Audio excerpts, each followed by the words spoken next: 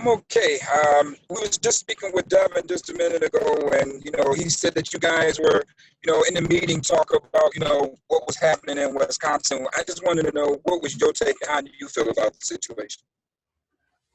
How I feel about the meeting last night or the Wisconsin incident? The Wisconsin incident. It's a horrible, disgusting, tragic incident that took place. I'm still trying to understand why the people who are sworn to protect and serve Americans are still shooting Americans in their backs.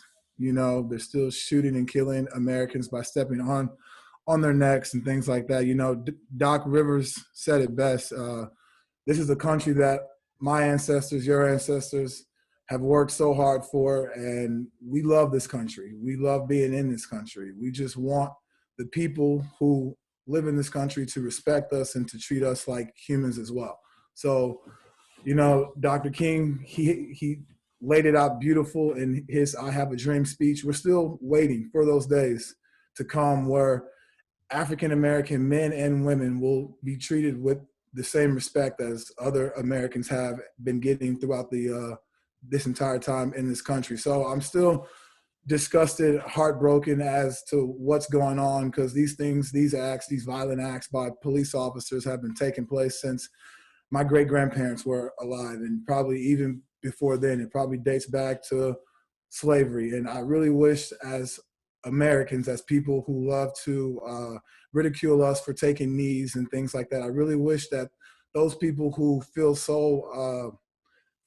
the way they feel about the flag and feel so passionate about standing up, I wish that they would hold that national anthem and that flag to the core values that it's supposed to be held to.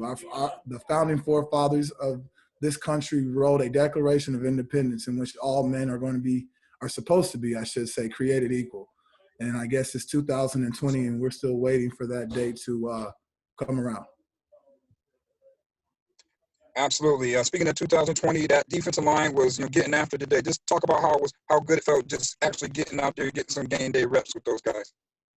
It felt great, getting out here in the stadium, being able to simulate a game as much as possible, getting those reps, getting our communication down, getting a feel for how it's going to be in the stadium without fans and things of that nature. I think today was a great job of us using all of our tools, everything that we've been working on, dating all the way back from the spring with those Zoom calls to our meetings and our practice throughout training camp. I think today was a great stepping stone in us moving forward to being that cold front, for us being that top defensive unit, especially the defensive line unit that we want to be this year. So we're just moving in the right direction right now, and today was a great stepping stone.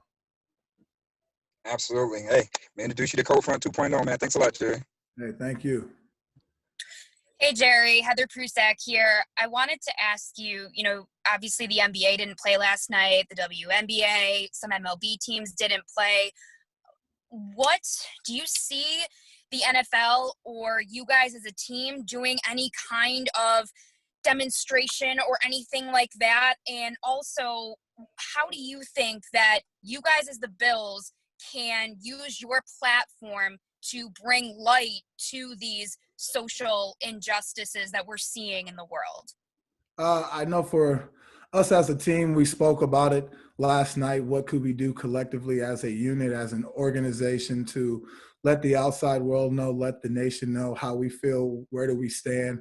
And so I think we're still working on what appropriate message would be for us to come out and say. But, I echo to the guys that for us, we should start by using our platform and using our voice, because that is the biggest action that we have to just voice equality, voice that, yes, we do say Black Lives Matter, but we say it in the sense of all American lives matter. So we're not putting one in front of the other. We just want Black lives to be just as important as your American life, the next person's American life. It shouldn't be one has a priority over the other. We should all be in this together, in this fight together, to being equality and peace and love among to all people around the world, honestly. So I think what the NBA is doing. They did a great job of grabbing the nation's attention since they're in playoff mode and they have all the media access and things like that. And I just continue to echo to our guys to, when you're out there on your social media platform or you're speaking to the media, speaking to you guys, make sure you really use your voice and let the people know the importance of voting. That's one of the things that we speak about, and how one, you got to get registered, and two, you got to vote, so that way you can exercise the simple American liberties that we have in this country. Some countries don't allow you to participate in a vote that goes, or doesn't have a democracy, I should say. And so since we have that democracy, feel free to participate, and it starts from your local legislation all the way up to the state, even to the president of the United States. So there's so much that you can affect and so much change you can make by using your voice and voting. And I know that's one of the 4 things that we spoke a lot about as a team, is letting the outside world know, especially the people here in Buffalo, New York, the importance of voting, because it's great to protest. It's great to go to social media and make a hashtag, but now to follow up with some action. And that action is doing what we do here in America, contributing to the democracy and voting and putting who you want in office, listening to those people who have their voice and their platform. Whoever you want to put into office, you go out there and you vote for. Thanks, Jerry. Yeah. Hey, Jerry, how's it going, man? It's good to see you. Curious, you just spoke to us about using your platform as an athlete on social media and when speaking to the media. I'm curious, what goes through your mind? What does it make you? How does it make you feel when you speak out on issues and you get responses back that either tell you, keep politics out of sports. This isn't your place to say X, Y, Z, essentially to shut up and dribble. What is your reaction when you get that response to issues that are, obviously inherently important to you?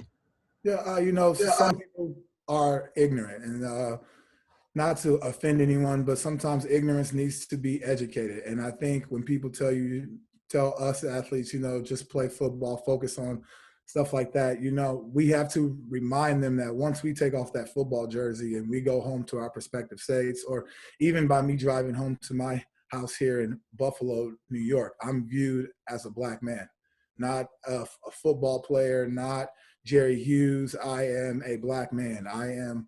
If they're looking for a Black man with curly hair on the streets, 6'2" description, I fit that description. That's who they're going to come after. And I think people have to understand that. I think the more and more we talk about it, the more light we bring into the situation that, yeah, I play football, but no one knows that once I take my helmet off. And they need to understand that this is what my father goes through, my siblings, my kids, people who look like me, they go through this on a daily basis, where they can't throw out an NFL card that, oh, okay, well, I'll lower my gun and take my finger off the trigger because you play in the NFL. A lot of people aren't rewarded that fame pass, as I like to say. It is what it is. It's a fame pass that we get as athletes. And so that's why we use this platform, because there's such a small percentage of athletes here on this stage doing this. And there's so many more people who look like us who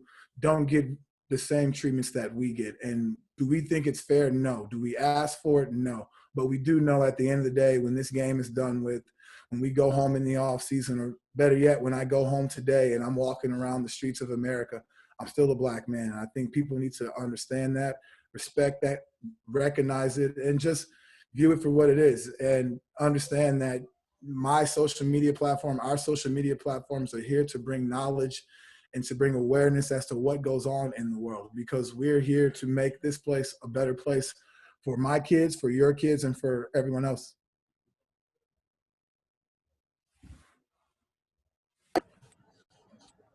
Thank you, Jerry. No problem.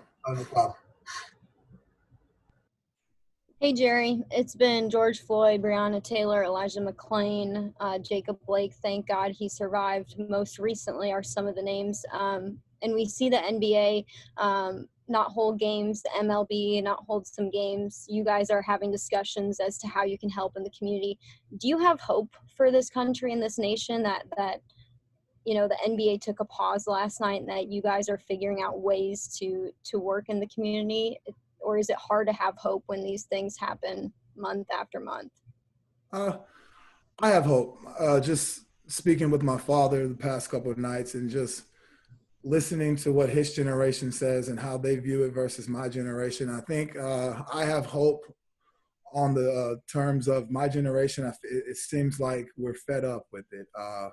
The older generation was more so of you got to abide by these hidden codes, abide by these hidden rules in order for you to survive and just live in America. And yes, I was taught those same codes and rules of how to deal with police officers when they're approaching you and things like that. But with education, you come to learn that some of the way that they interrogate Black people versus other races, it's not the same, nor should it be, where there's a discrepancy versus white and Black. It should be everyone gets treated the same. So I think with my generation, we are holding the Constitution up to its bullet points, that all men are created equal. And I think when you have people who are willing to stand up for what's right in a nonviolent fashion and try to really ignite some change among the country, really inform people, the importance of how voting is and how we can make a difference, because, my ancestors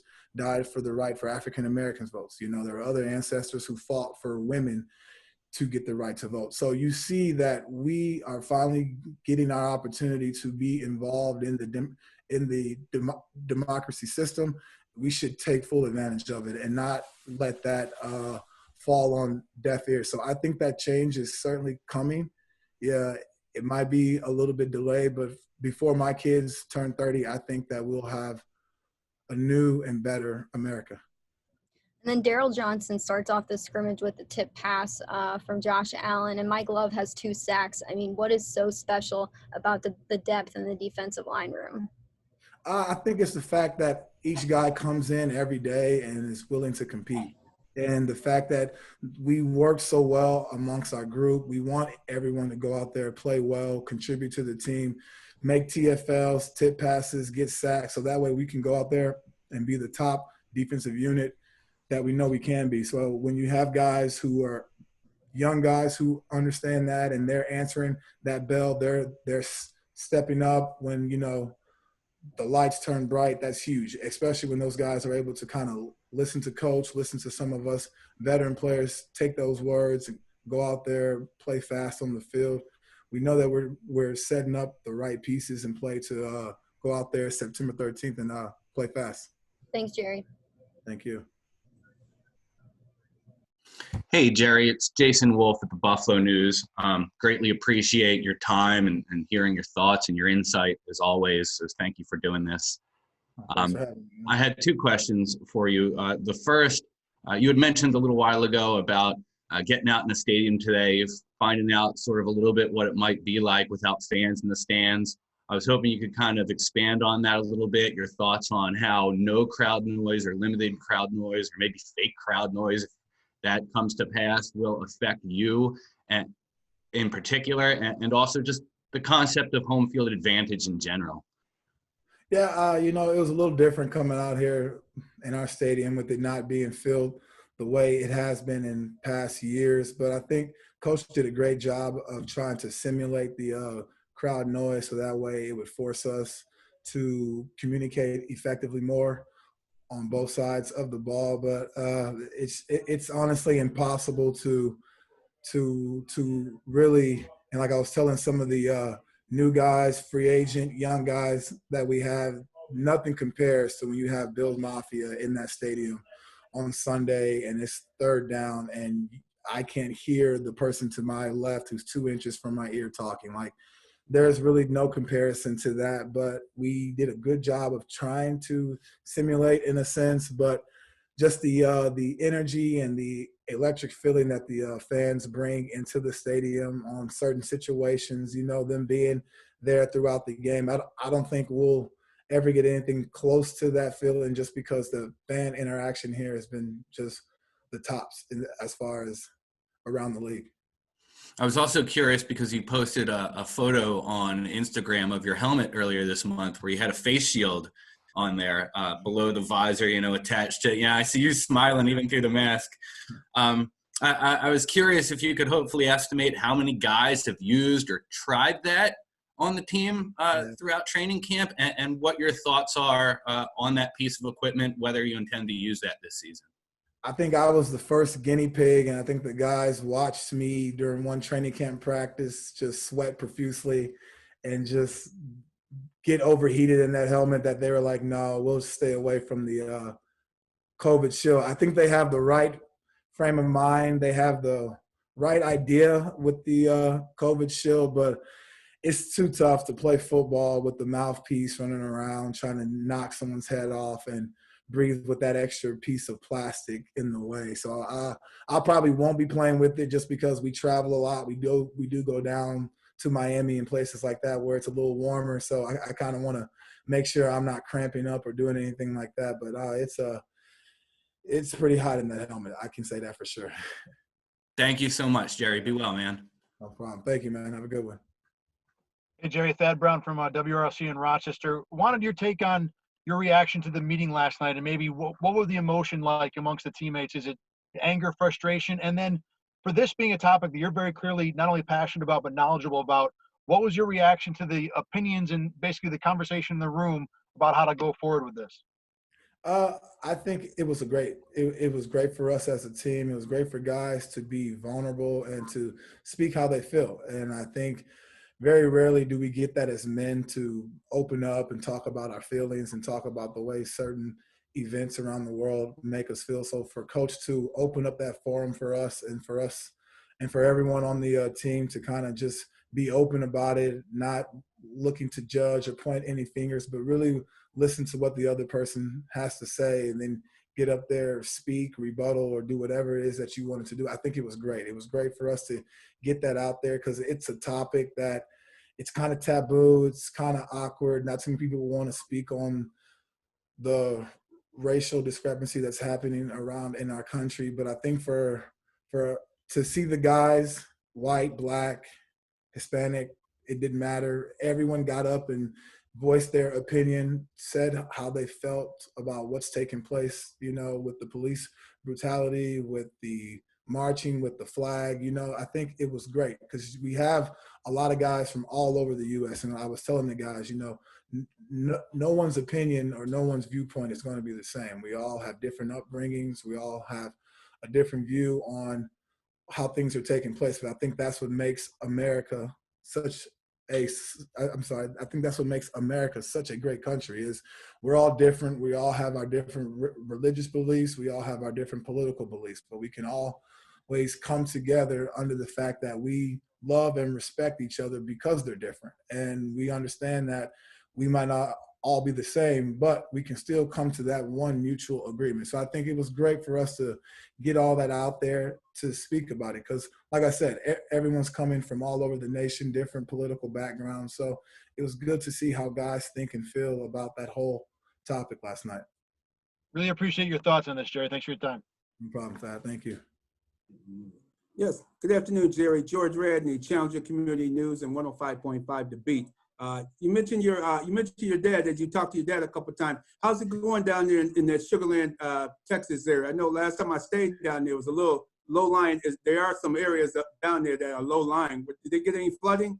There are some low-lying areas there. Surprisingly, thank God that storm has moved more on the east side part of Houston. So Sugarland's more southwest. So I think right now they're getting a couple of thunderstorms right now. So far, they're good. Not too much rain or flood water or anything like that. Thanks for that, though. Oh, that's good. Glad to hear it. And my football question: the NFLPA, have they been in contact with each team or with the Bills that you know of? Maybe some of your representatives, have they contacted you regarding the Wisconsin situation or some of these other professional teams shutting down briefly? If they normally contact us through our email, and I've been so busy with camp and things like that, I normally check my email on Saturdays on my off day, so I don't want to say yes or no to that because they normally they are very good on getting out to us and speaking with us when it comes to these issues because they know how we feel as a NFLPA. So I don't want to say yes or no because they could have sent out an email or a message or a note, and it's just me personally, I haven't really come across it yet. Okay, and last but not least, with the face shield, they don't have any type of vents in there where you could breathe some fresh air in, just like Miami, where it's extremely hot and humid. They haven't gotten to that aspect of it, and also with crowd noise, you're one of those players that definitely feeds off of the Bills Mafia in home games for sure. Do you think that how that will affect your play?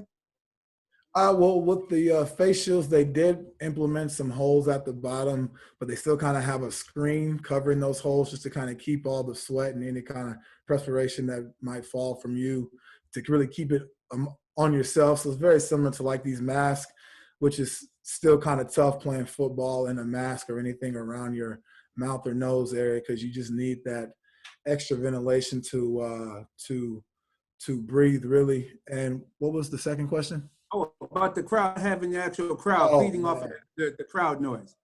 Crowd noise is going to be a huge factor. A lot of us on defense has been talking about that just because we rely on them to make it so hard for the offense to communicate. And then especially with me being on the edge, I love it when I get the tackle who, you know, it's third down and we just pump the crowd up and he's leaning in harder to hear that snap count or trying to really get a view of what that guard might be saying or doing. So those little tidbits that kind of help us play faster, us on the defense will certainly miss it just because that's what makes the game. It's the 12th man being out there, the Bills Mafia doing what they do best, causing a disturbance, being that extra force on the field. We know we're going to miss them greatly this year.